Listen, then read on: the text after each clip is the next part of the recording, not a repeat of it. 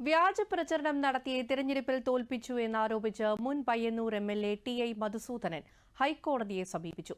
V. Kunhikrishnan എംഎൽഎക്കെതിരെയാണ് CPM നേതാവ് കൂടിയായ മധുസൂദനന്റെ പരാതി.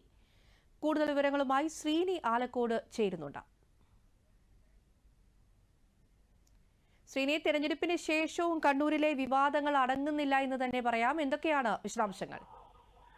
ഷൈമ, നമുക്കറിയാം കഴിഞ്ഞ നിയമസഭാ തെരഞ്ഞെടുപ്പിൽ വി. കുഞ്ഞികൃഷ്ണൻ നേടിയ വിജയം റദ്ദാക്കണമെന്നാവശ്യപ്പെട്ടുകൊണ്ടാണ് സിപിഎം നേതാവ് കൂടിയായ ടി.ഐ. മധുസൂദനൻ ഹൈക്കോടതിയെ സമീപിച്ചിരിക്കുന്നത്.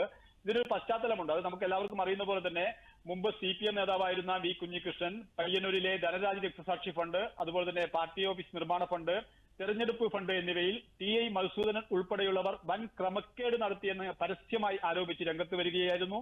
അതിനെ തുടർന്നാണ് വി. കുഞ്ഞികൃഷ്ണനെ പാർട്ടി അച്ചടക്ക ലംഘനത്തിന്റെ പേരിൽ പാർട്ടിയിൽ നിന്നും പുറത്താക്കിയത്. തുടർന്നാണ് വി. കുഞ്ഞികൃഷ്ണൻ വിമത സ്ഥാനാർത്ഥിയായി പയ്യന്നൂർ മത്സരരംഗത്തേക്ക് വരുന്നത്.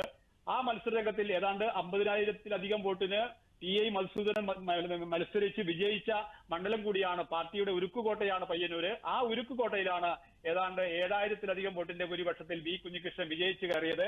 അതിനെ തുടർന്ന് ഒരുപാട് വാഗ്വാദങ്ങൾ പയ്യന്നൂർ മണ്ഡലത്തിൽ അരങ്ങേറിയതായി നമ്മൾ കണ്ടതാണ്.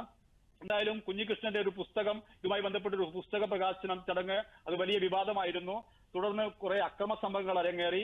പിന്നീട് തെരഞ്ഞെടുപ്പ് കഴിഞ്ഞ് എംഎൽഎ ആയി വന്നതിന് ശേഷവും ഈ വി. കുഞ്ഞികൃഷ്ണനെ പല പരിപാടികളിൽ നിന്നും മാറ്റി നിർത്തുന്ന പ്രവണതയും പാർട്ടി ഗ്രാമങ്ങളിൽ കണ്ടതാണ്. അതിനുശേഷമാണ് ഇപ്പോൾ പുതുതായി ഈ ടി.ഐ. മധുസൂദനൻ വി. കുഞ്ഞികൃഷ്ണനെതിരെ ഹൈക്കോടതിയിൽ ഒരു ഹർജി ഹൈക്കോടതി നൽകിയിരിക്കുന്നത്.